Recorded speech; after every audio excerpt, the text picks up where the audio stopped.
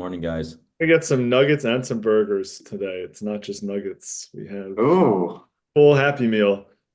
this is the Happy Meal. You get a toy too, right? Exactly. Okay, we're live on YouTube, and we'll just get started in just a minute. Thank you to all the giraffes who are tuning in.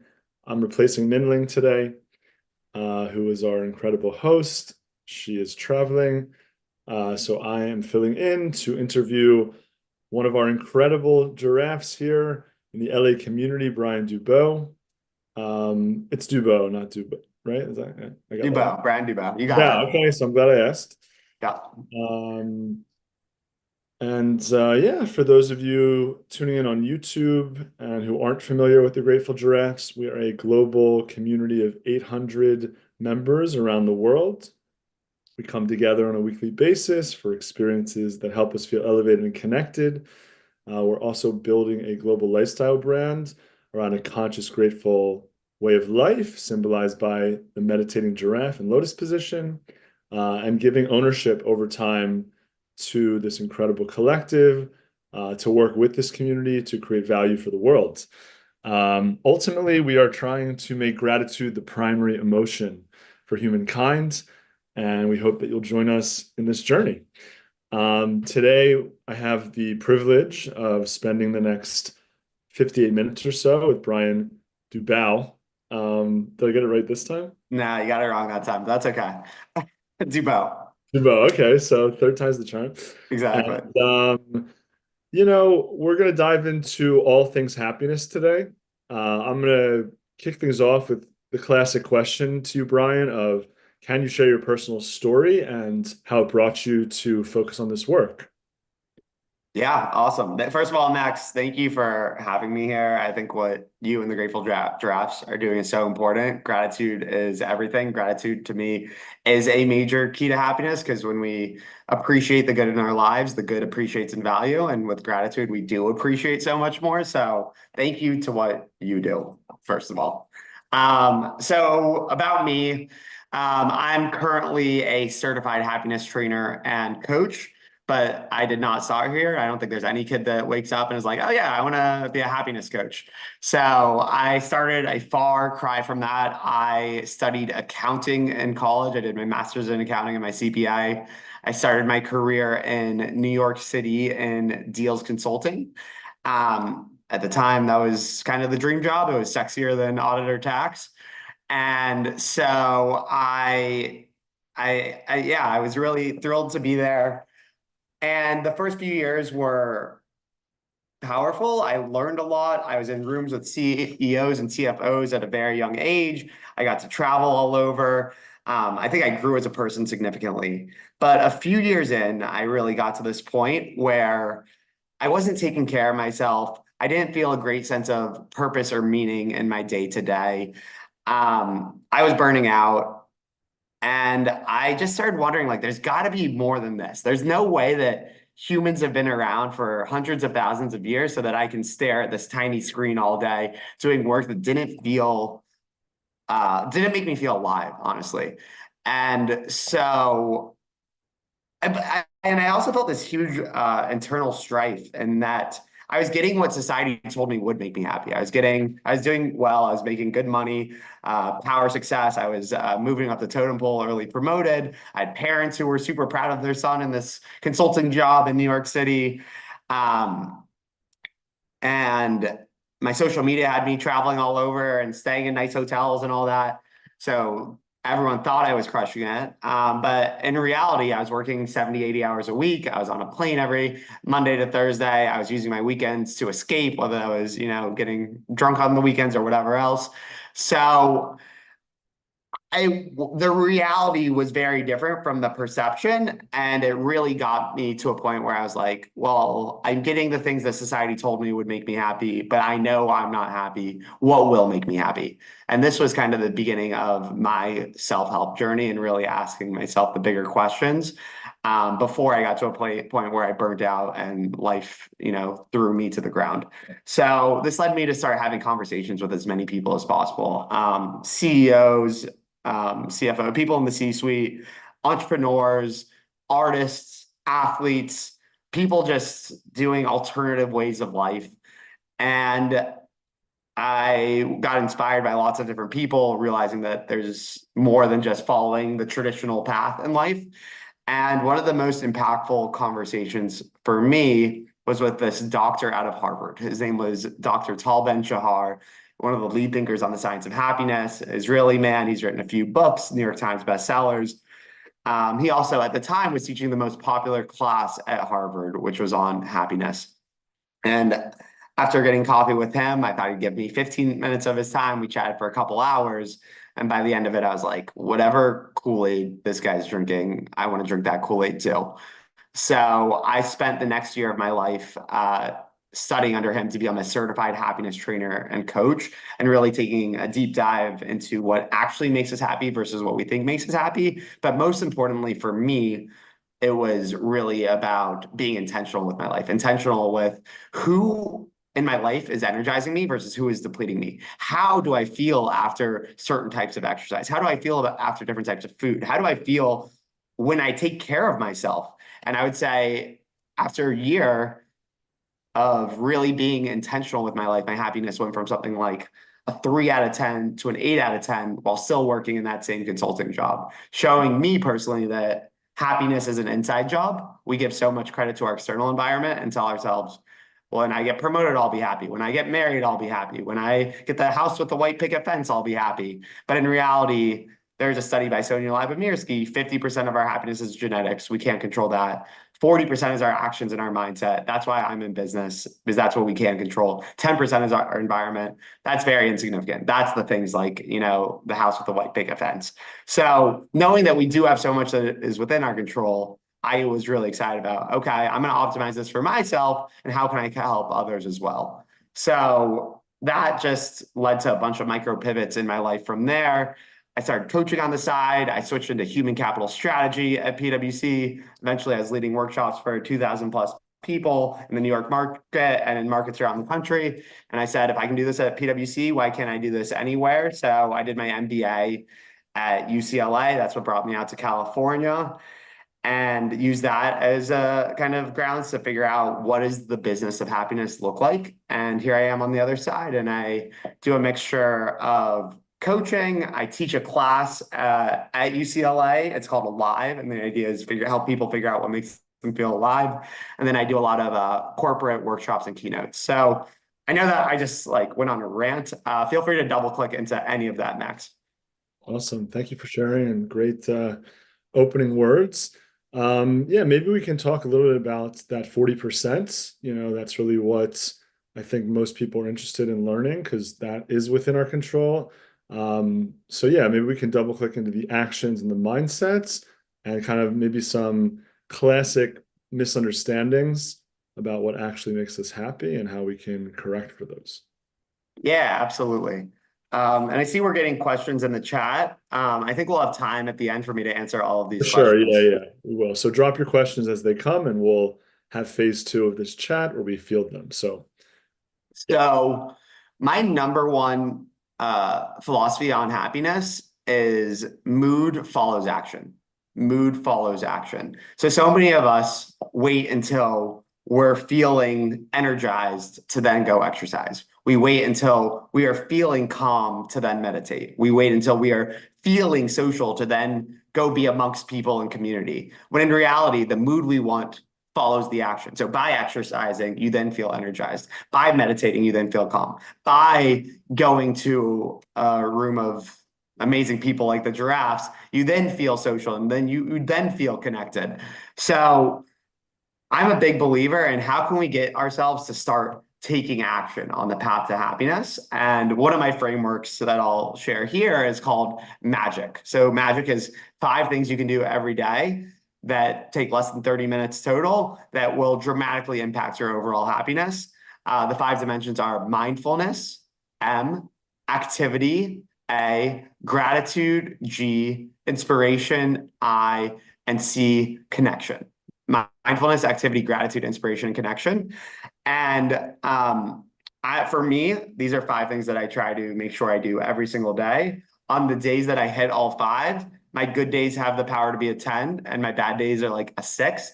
on days I don't hit any of these, my good days are like a 6 and my bad days are a 2. So to me, happiness, all the science of happiness and these actions are tools to hedge yourself. And we can get into this later on in the talk. I don't think happiness is the ultimate goal in life, but I do think it's a tool to dramatically improve your life more and enjoy your life more, and therefore self-actualize and become all that you were meant to be. Cool. And I can So, dive into those dimensions further if it would be helpful. But so yeah, I mean, maybe we could also define happiness in like the contemporary view, and then also what it means to self-actualize and why that actually is usually more important than just chasing happiness in general. yeah, I love that question. So first of all, defining happiness. I'm going to give you two definitions. One is like a scientific definition. The second is actually the first one I'm going to give is my personal definition that I've arrived at over time. My personal gut check to see if I'm happy is asking myself the question, am I enjoying the passage of time?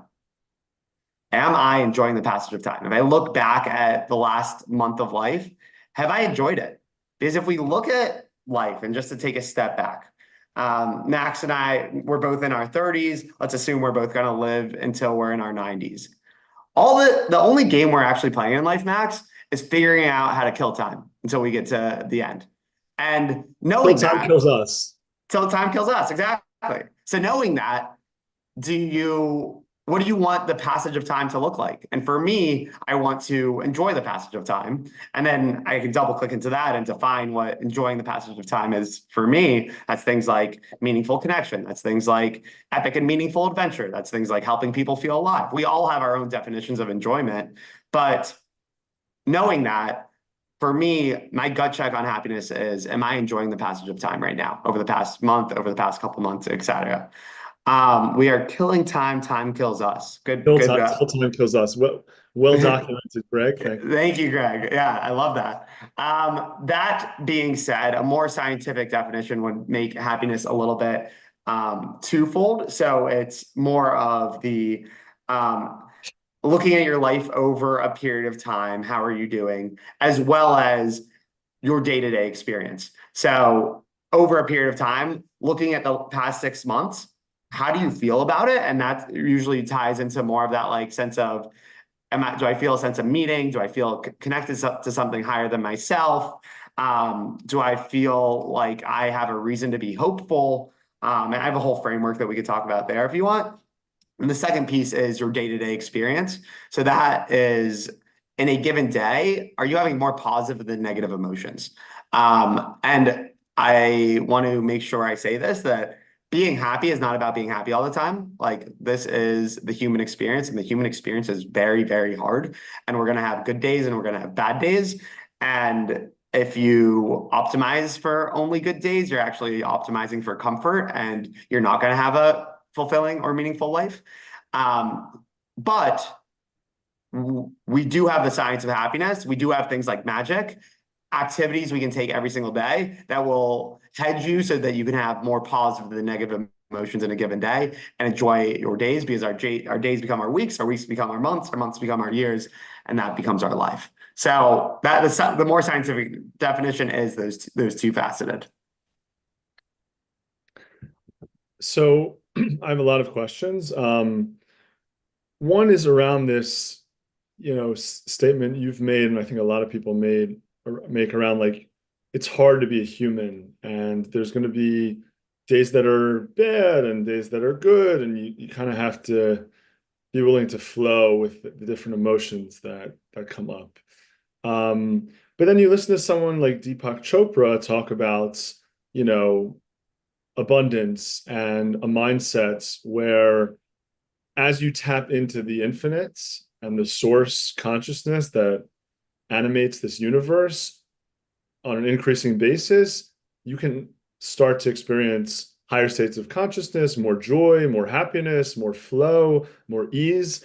It's almost like he's saying that there is a path to living in this higher positive emotional state and increase, like, I don't want to say in perpetuity, but in a space where there's almost no fear, there's almost no doubt, there's no anxiety. Like a lot of us are experiencing these waves of up and down, but is there a path to just neutral and positive, consciousness that maybe we can actually achieve and not, tell ourselves the story of, well, there's going to be down, there's going to be up. Is there a path to just slow and steady up? I think is my bottom line. So I have two things I'm going to say. Max, have you done of Vipassana by any chance? No. Okay. So Vipassana is a 10-day silent meditation retreat. It's a 2,500-year-old Buddhist practice. And what you learn through that practice is something called equanimity. Sarah just got back from it. I cannot wait to talk to you about that, Sarah. I did one Congrats, earlier this Sarah. year. Congrats. Congratulations. Yeah, that's a huge accomplishment. So, a big part of what you learn there is reaching this place of equanimity where nothing is good, nothing is bad, it just is. And I think that's kind of where some of these more conscious beings have arrived of, life is just unfolding. I'm just a conduit. Nothing is personal. And that is really a detachment from the ego, which is really hard to do because I am a believer that we are spiritual beings having a human experience. But knowing that we are still having a human experience. And in this human experience, we have egos and we have desires and we have wants and we have things that we gravitate towards. So complete separation from that is really, really hard. That being said, I think that I actually believe in leaning into the human experience. If I was a monk, I would try to get away from all human desires. I would, want to just meditate all day. I want to experience the human experience fully. I believe that that is a key to my personal happiness and a lot of people that I work with. It's like, how do you make every moment in this human experience meaningful? How do you see the magic that's happening all around you? How do you notice that it's amazing that the sky is blue and the grass is green and that there's technology that allows us to have this conversation right now, Max, and spread this knowledge with the world. So there's so much beauty. I mean, maybe the right answer to this question is gratitude as well. Being in a place of gratitude where you're able to focus on the positives as opposed to the negatives.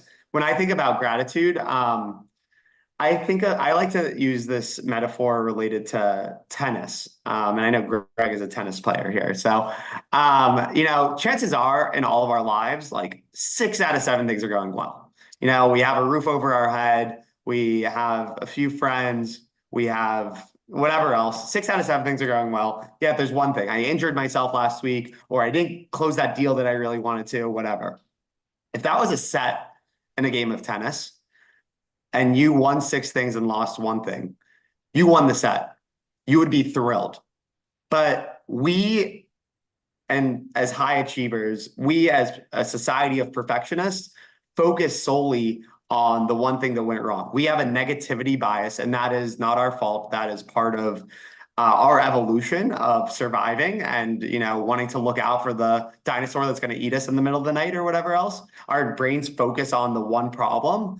And I think one of the best ways to counteract that is gratitude. If we can focus on the more holistic picture, our lives are pretty damn good. We all have a certain level of love in our lives, abundance, adventure.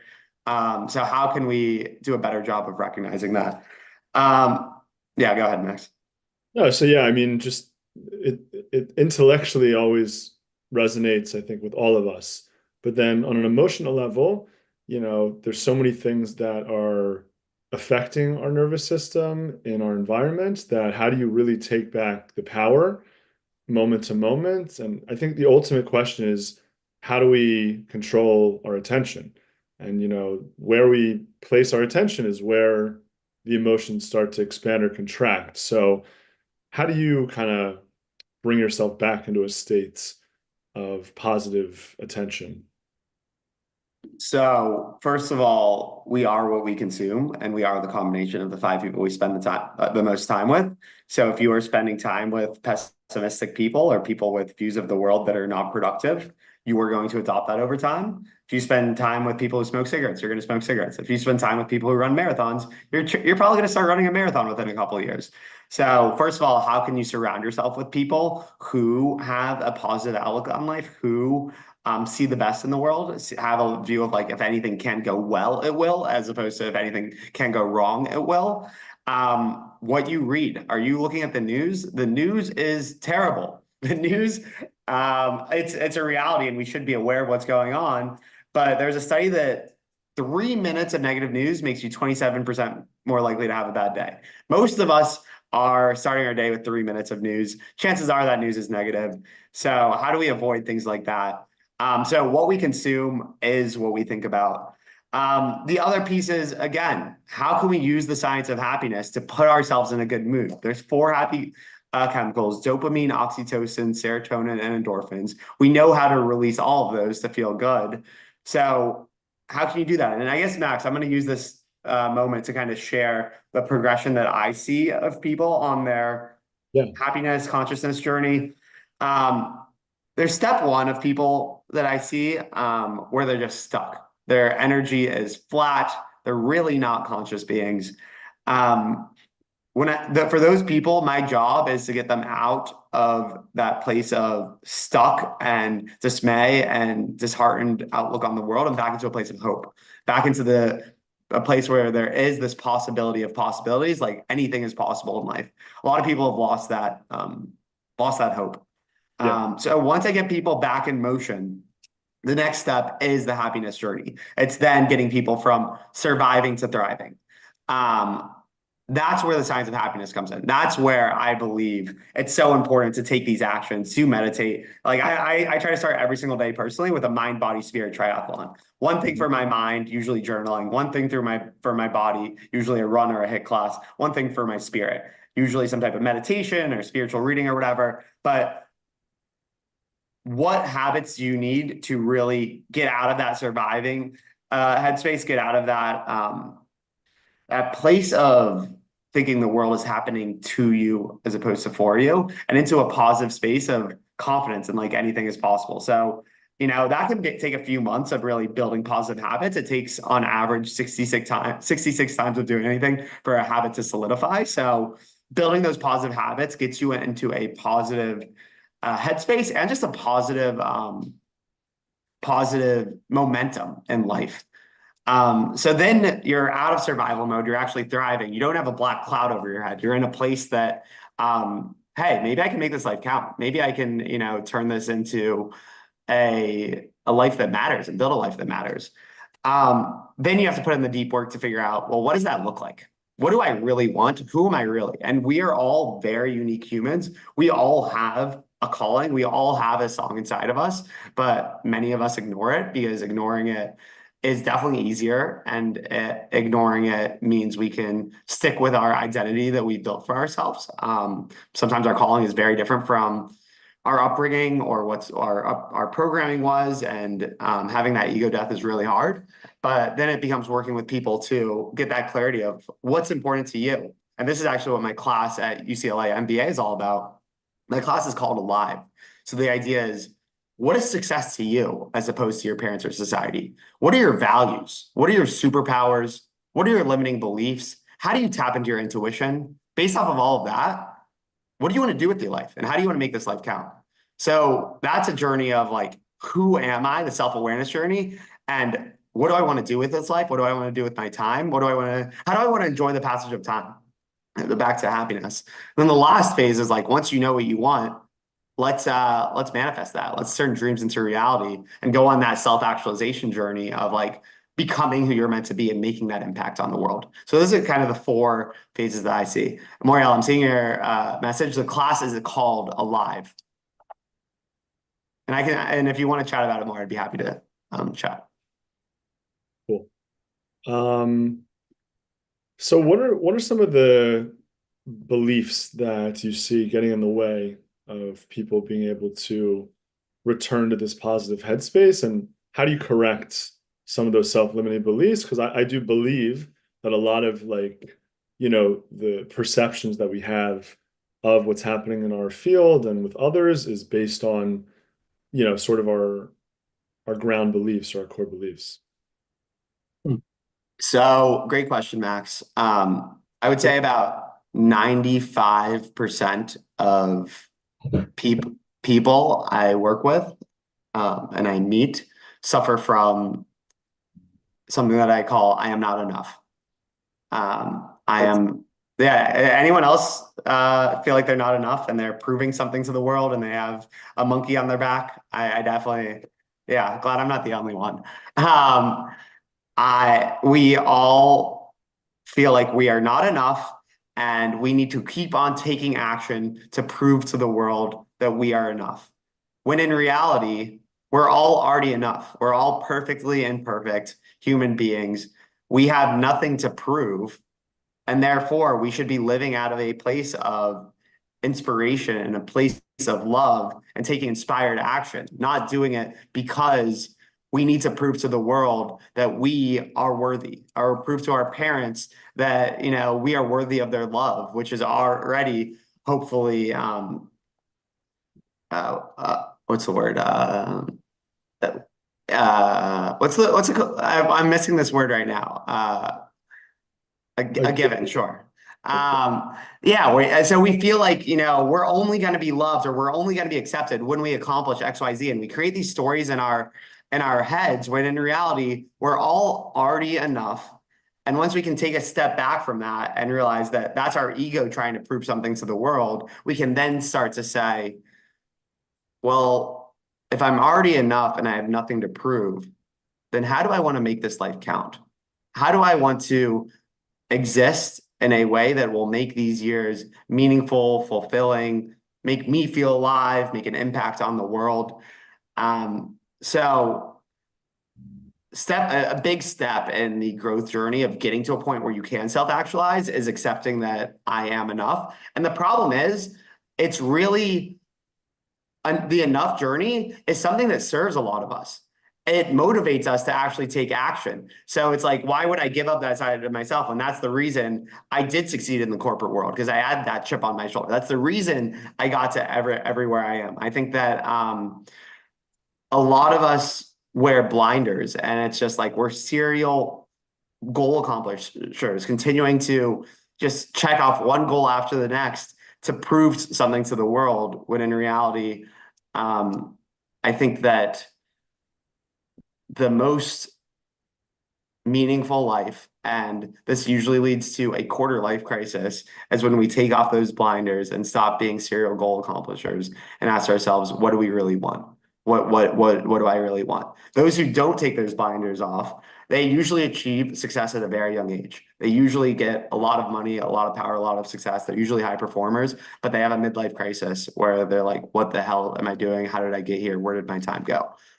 Those who take off the blinders have their quarter life crisis, but then usually find both meaning and dramatic success by the time they're in their midlife. quarter life crisis, midlife success, quarter life power trip, midlife crisis.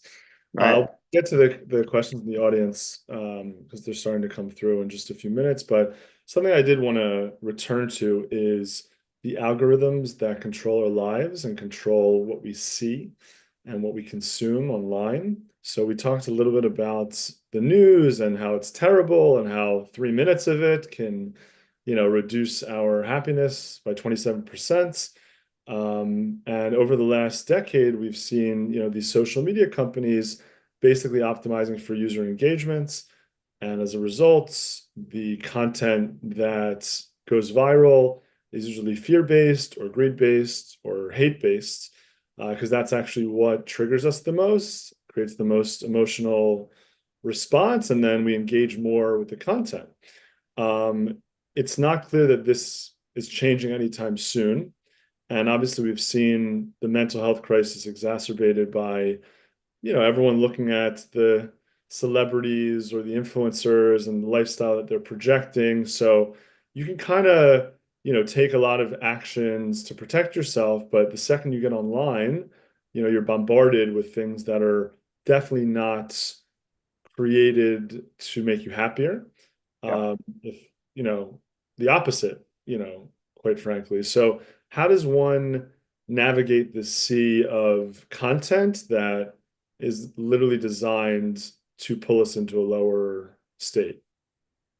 Yeah, so I like to say that if you don't choose how to live your life will choose how you live your life. And you need to be dramatically intentional in order to live your truth in this world, for better, for worse. You're absolutely right that content out there is pulling us in every direction, trying to get us to be in a state of fear and a lower frequency than what we're capable of that, love higher frequency. So we need to set boundaries. We need to really be very careful about what we consume, about setting limits on our screen time.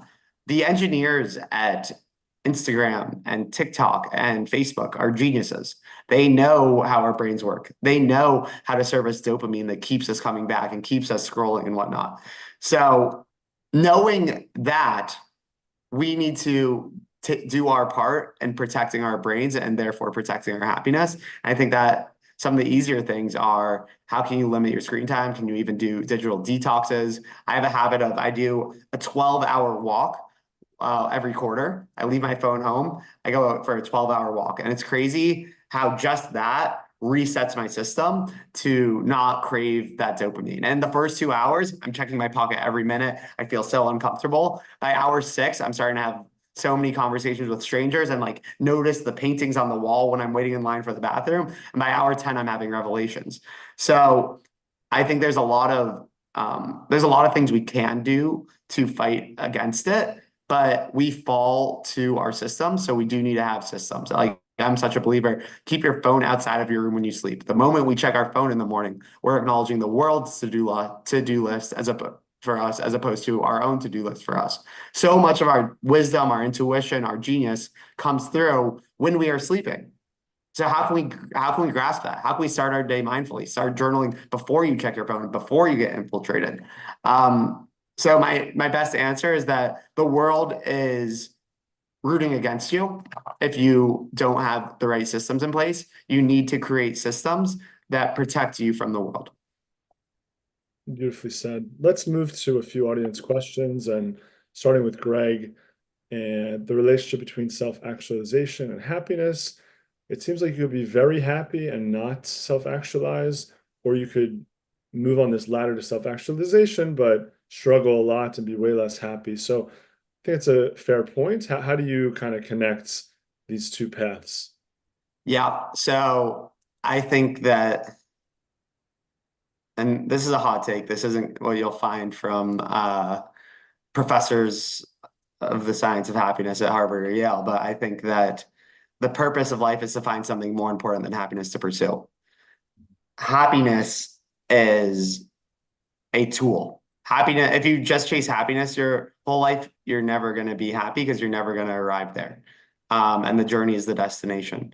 So I believe in using happiness as a tool to arrive at a place where you are not getting in your own way. You are not preventing yourself from living your truth and living that self-actualization journey. And then you find that thing that you have to do. You find that thing that makes your spirit sparkle. You find that thing that makes you feel alive. And it's so important to you that you're willing to put up with suffering. You're willing to not necessarily be happy all the time. Max, maybe you feel this way about building the Grateful Giraffes. I definitely feel this way about Hit of Happiness and impacting my clients and impacting as many people as possible to live life now. Like the time is now. Don't wait. Go after what you want. Live your truth. All those things. Do what makes you feel alive. Um, and building a business is not always fun. I think of like entrepreneurship as a self-actualization journey. I'm not doing it because it's fun. It's not the easy route, but it is a route that makes this life fulfilling and meaningful. So I think at a certain point, um, once you have the science of happiness, working for you as opposed to against you, that you have hedged yourself to operate at a higher capacity to go on the self-actualization journey, which will make your life very meaningful and very fulfilling if you're chasing your truth. And that's what it's all about. Mhm. So it's almost like there's a deeper uh, reward from self-actualization that's not just about being happy, that is also noble and worthy.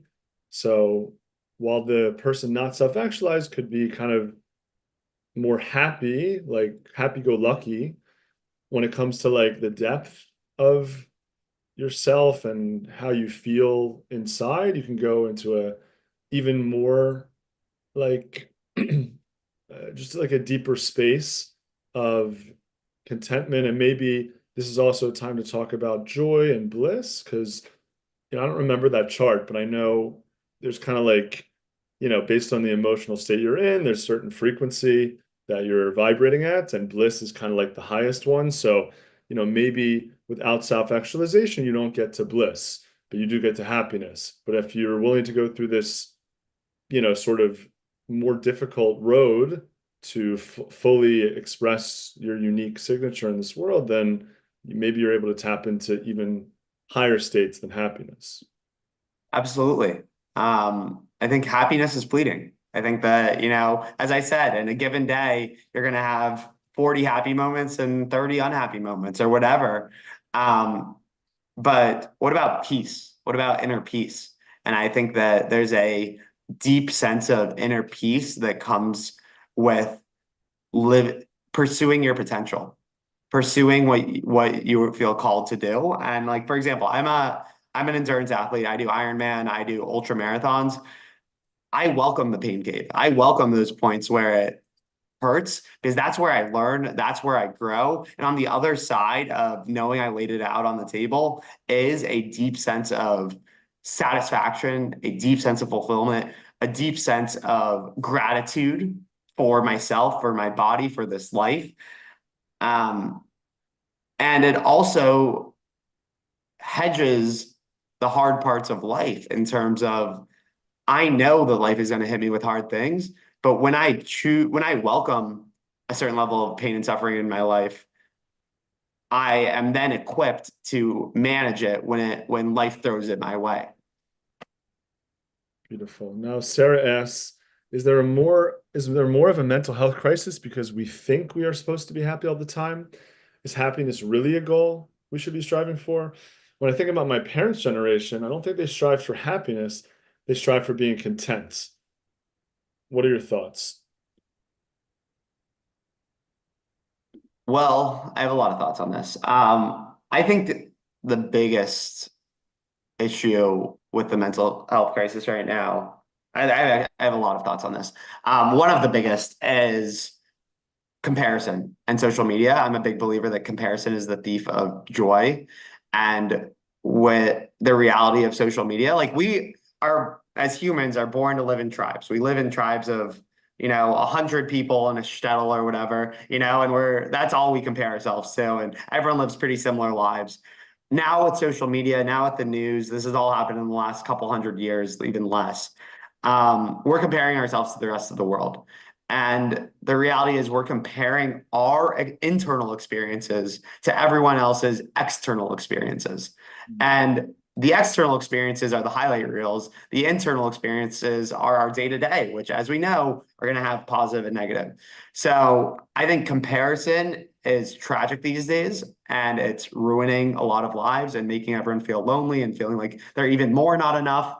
Um, I think it's a worthy pursuit to chase down happiness, chase down a happy life. Again, I don't think happiness is the end result, but I think if you're not happy, happiness is everything. And it's worth building a life around the science of happiness and building those habits so that you can get to a place where you can pursue something beyond that. Um, and the goal isn't to be happy, the goal is to be happier. If you can be 10% happier month over month, your life will change dramatically to the point where you will start hearing more of those whispers of who you are and what you feel called to do. But I personally think there's nothing wrong with pursuing a happy life. That like why are we here for if we're not going to enjoy it? Like life is short. Totally. And long. Yeah. Good perspective. So we have, I feel like challenging is very different from suffering. Can you speak to the willingness to go through challenges to achieve what we want versus actual suffering? So I think just to talk through semantics here, I think suffering is more of a choice.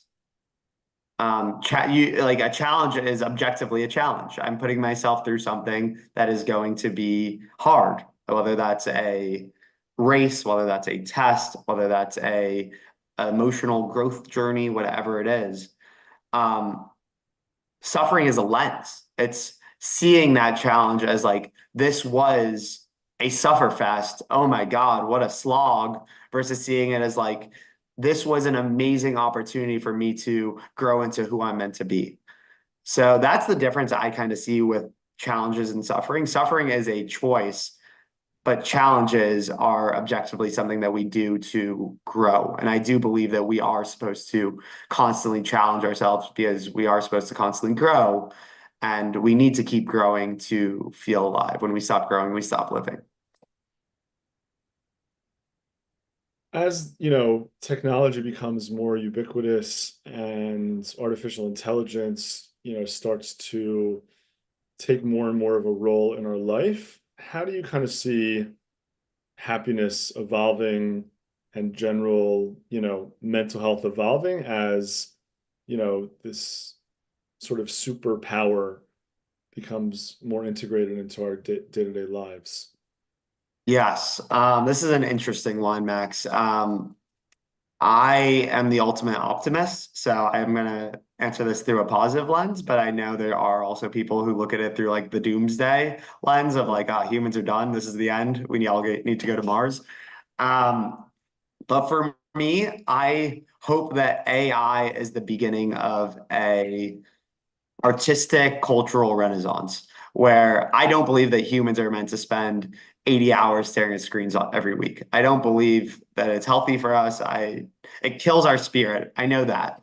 We're meant to be outdoors, we're meant to be artists, we're meant to be creatives. And my goal is that with AI, we create an immense amount of bandwidth for the human brain. We, instead of, people working 70 hours a week or 60 hours a week, we only need to work 20 hours a week. Like the 40-hour work week is a man-made concept. The 9 to 5 was all created in the past 100 years, you know? So how do we get back to simply being human beings as opposed to human doings? And then once we have that bandwidth, my goal is that we have the time and space to truly tap into ourselves. Again, humans nowadays have found really good ways to kill time as opposed to use time. And I'm hoping that if humans get 30, 40 hours a week back, they don't just spend all that time on TikTok, but rather spend that time on their self-awareness journey so that they can be creators and contributors to society. That is my goal and my vision for AI. I like that. It's beautiful and uplifting. Um, Another thing that I'd love to get your perspective on, and anyone in the audience, feel free to drop more questions if you have them, is really around, the nervous system, because, we're talking about happiness conceptually, but as you mentioned, it really comes down to certain chemicals that are being released that lead to, sort of the subjective state that we're in. And when we feel dopamine and serotonin and oxytocin, we get, this warm fuzziness or this activation energy. But when we get into fight or flights and we get dysregulated, we get the sympathetic nervous system, we're often feeling this rush of fear or uncertainty or doubt or worry. And from what I understand, from all of these fireside chats that have educated me, a lot of times, the nervous system is responding based on past trauma to a present stimulus. So if something in your past happened, you might not even be aware of it because a lot of it happened during childhood and whatnot, but then you're triggered to return to that state and then respond or react from the trigger. So a lot of being happy, in my opinion, is clearing that from the system through therapy, through breath work, through other modalities. Like the more you can kind of release the stuck trauma that is compressed in the body, then you have more freedom because you're not going to be as triggered as easily, or you're more aware of it, emerging in your consciousness. You can stop it potentially. So yeah, I'd just love to hear your thoughts on kind of like the biological components of happiness and really how to optimize those. So I'm going to answer this in two ways. Yes, like we have the ability to control our parasympathetic nervous system and calm ourselves down in those triggering states. And if we all just want to take six big breaths together, I'll show this to you live. But let's take six big breaths. So in through the nose and out through the mouth. In through the nose, out through the mouth. In through the nose, out through the mouth. In through the nose, out through the mouth. Two more. In through the nose, out through the mouth. And now the longest one you've taken, bring everything in through the nose and releasing everything you're holding on to out through the mouth. So, Max, you tell me, do you feel any different after taking those six breaths? Yeah, I feel more present, a little bit more relaxed, a little less So, cloudy. so there's a number of tools we have to activate, get us out of that fight, fright, flight, or freeze mode, such as breathing. Breathing to me is the easiest one. We do it all the time, but we don't think about it. And we're constantly in these like very short, quick breaths that are making it even worse. So first of all, there's a lot that we can do about it. But then when we talk about this from a more psychological standpoint, you're absolutely right that triggers tend to be trauma that we're holding. And the every interaction is a mirror to our internal state.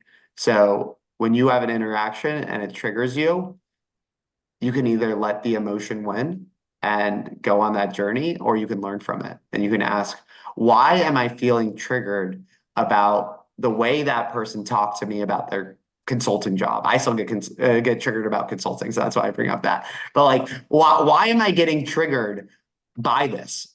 And dig into that. And that's, maybe you've heard of shadow work, but digging into those things that trigger you and ask why and understand that. And another one of my core beliefs is this concept of like name it to tame it. Once you can name why it's triggering you or what it is that's triggering you, you are then in a position to tame it. You can then journal through it or talk to people about it or whatever. But if you're getting triggered without having any idea why, you're, shooting fish in a barrel. You have no idea what's going on, and you're just living a life where you are being controlled as opposed to you're controlling your own self and your own emotions. So it's really important to be nice to yourself, like love yourself a little bit. And we're all going to get triggered and be able to look at those triggers as learning opportunities and get really, really curious around that because all emotions are there for a reason. They are there to guide you in life. That doesn't mean we need to sit in sadness for days, but we should learn from our sadness before we go for that run or before we do that thing that makes us feel better. Beautiful. We have a question from Dima talking about the relationship between happiness and peak experiences that put you in a state of flow. Is there a relationship between peak experiences that put you in a state of flow and happiness? So, yes, I have a lot of thoughts on this. Flow, as we know, is being fully immersed in a moment. And flow tends to happen when we meet our interests with the right amount of challenge. So if something is too easy, we tend to get bored. If something is too hard, we tend to give up. But if it's the right amount of challenge, we get fully immersed in it. It takes on average 23 minutes to enter a state of flow and doing anything. The biggest impediment for entering flow is our phones. We check our phones on average once every 5 to 6 minutes. So most people spend their year never entering flow because they're constantly distracted by something. That being said, there's a quote that when we're living in the past, we're setting ourselves up for depression. When we're living in the future, we're setting ourselves up for anxiety. When we're living in the present, we're setting ourselves up for happiness. So when you are in a state of flow, and I've been in a state of flow anywhere from on being on the golf course to on a run to in an Excel model where I just, I'm working through thousands of lines. It can happen from anything. Bars, okay. So flow can happen from a lot of things, but when we are fully immersed in the moment, those tend to be some of our peak experiences from an enjoyment standpoint. The other common thing I see in terms of peak experiences are when we transcend our perceived limits. So we all have perceived limitations for ourselves, whether that's I could never run a marathon, I could never run a business, I could never close a deal this big. Um, I could never find love. I don't know, whatever. When we transcend our perceived limits, that moment of awe of I did this thing that I never thought was possible tends to lead to um, this new profound peak experience. And I can say that's true for me. Anytime I do a distance of a race I've never done, doing a 10-day silent meditation retreat, challenging myself through my business, things like that. So that's another um, way to achieve peak experiences. Beautifully described. So, want to just take one return to the 50-40-10 framework that's Yeah. brought up at the beginning. So, is there like a way that an individual can diagnose, sort of their happiness baseline using like a 23andMe? Is there a platform that's kind of trying to provide like a holistic path to happiness other than you? Or maybe, you are also building an app that people, can start to like accumulate data and self-awareness. And I'm just curious, kind of someone who has a very high happiness baseline might not need to do as much work to, enter these states on a regular basis. Someone who has a very low happiness baseline will need to do a lot more action and a lot more mindset work. Someone who lives maybe in a tropical paradise, even though it's only 10%, might have an easier time with that. So there's kind of like three, pillars here that are things we can, some things we can shift, some things we can't shift. But for someone to have like a full picture of themselves, they do want to understand, okay, here's my genetic, makeup, here's my actions and mindset, and then here's my environment. How can I relate these three things together so that I can optimize myself?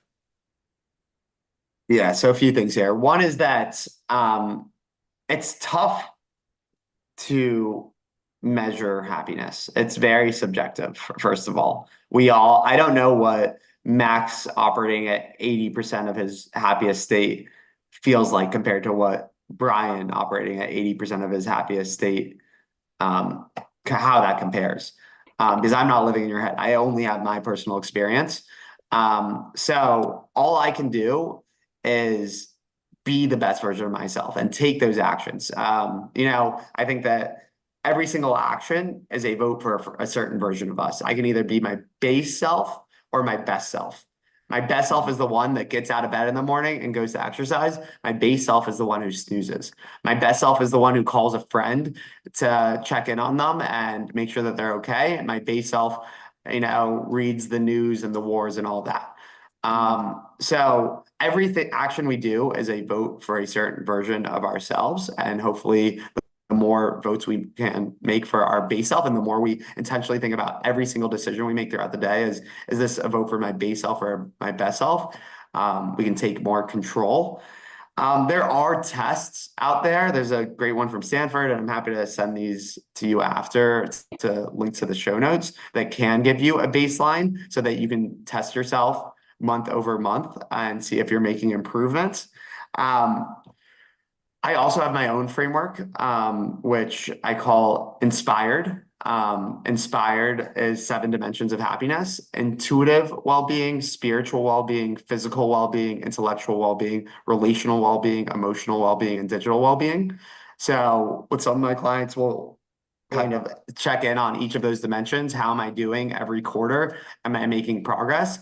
What I found is that we're only as strong as our weakest link. of those seven dimensions. And again, intuitive, spiritual, physical, intellectual, relational, emotional, and digital. We're only as strong as our weakest link. So you could be thriving in six out of those seven dimensions, but let's just say one of those dimensions is busted right now. Your relationship with your significant other or your family, that you're in a big fight. So that's a 2 out of 10. Your overall happiness is going to be a 2 out of 10 because that's going on in your subconscious all the time, even though you're not thinking about it. But the good news is that, again, we're only as strong as our weakest link. So by addressing that, even though we tend to ignore our weakest link, we can dramatically have a shift in our happiness overnight. So by having that one conversation that you've been avoiding, all of a sudden relationship goes from a 2 to a 7, your overall happiness goes from a 2 to a 7.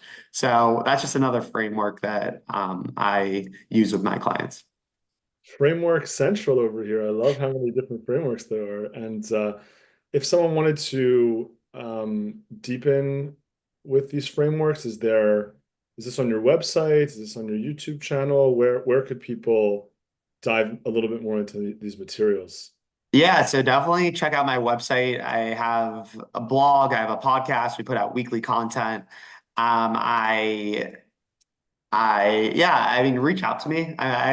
This is my favorite topic, talking about happiness and supporting other people. So, we'll definitely link my email, but Brian at hitofhappiness.com. My company is called Hit of Happiness. We're also on Instagram. I post a lot of thought leadership on LinkedIn as well, as I'm pretty passionate about building lives that matter. And I think profession plays a big part into that because we spend about a third of our lives at work or more, depending on what you do. So, yeah, please reach out. And I mean that sincerely. I love talking about this stuff. Thank you. Thank you to everyone who came out and learned a lot today. And just in closing, is an exercise that, just came to me as we were talking about this. What if you write out on a piece of paper, base self, best self, and then just list, kind of what that looks like. And then you kind of have this guidepost, and maybe you already do this with your clients and stuff, but even when you were just talking about those different versions, I was able to reflect, okay, that choice took me towards my base self.